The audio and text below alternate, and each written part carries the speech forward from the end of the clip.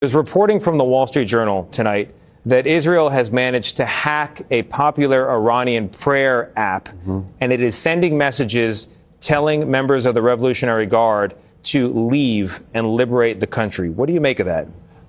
First of all, it's a tactic that the Israelis have used elsewhere. They've used it in Gaza. They've used it against Hezbollah in Lebanon. So it's a familiar tactic. The message itself is simply reiterating what President Trump said in his late night message, which is to request that the Revolutionary Guards, the Basij and others put down their weapons. And in Trump's language, he said last night, now is the time to do that. Otherwise, there's another route further down the road. So let's talk about the otherwise. What are the implications in the days, weeks, or longer ahead for America, Iran, the world? Well, the first thing is, of course, you mentioned at the beginning how historic this is. Since 1979, the Iranian revolutionary government has, first of all, been repressing, of course, the Iranian people. It's been colonizing the entire region. It's been colonizing Iraq, Lebanon, Syria, Yemen. And, of course, it's been the world's foremost sponsor of terror. So the fact that that regime seems to have been certainly decapitated and seems now to be tottering means, first of all, that we will very likely see a very different Middle East. But there's a secondary thing, which is, of course, and President Trump did refer to this a bit in his remarks, perhaps not enough in my view, was that don't forget that the terrorism that this regime has been spreading has not been limited to the Middle East.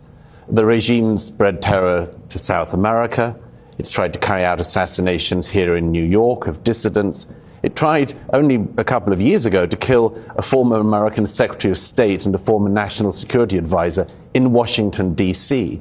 So the fact that that foremost sponsor of terror is now seemingly on its last legs is something that's going to have huge implications way beyond the Middle East. All of what you said has been true, though, for a while now. So why right now? Was it just the moment presented itself? It seems to me that the moment presented itself. If you consider the difference between what's happened in the last 24 hours and what happened last summer it was very clear that in the 12-day war, that decapitation of the regime, specifically the targeting of the Ayatollah, was not on the table. That seemed to be the one thing that was absolutely not on the table. Taking out the nuclear sites was the main objective then, but not regime decapitation.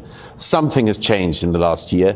Possibly it's simply President Trump's realization of the intractable nature of the Iranian revolutionary government in negotiations. They have strung on negotiating team after negotiating team from the West, from the international community for decades on every one of these issues. Douglas, thank you very much.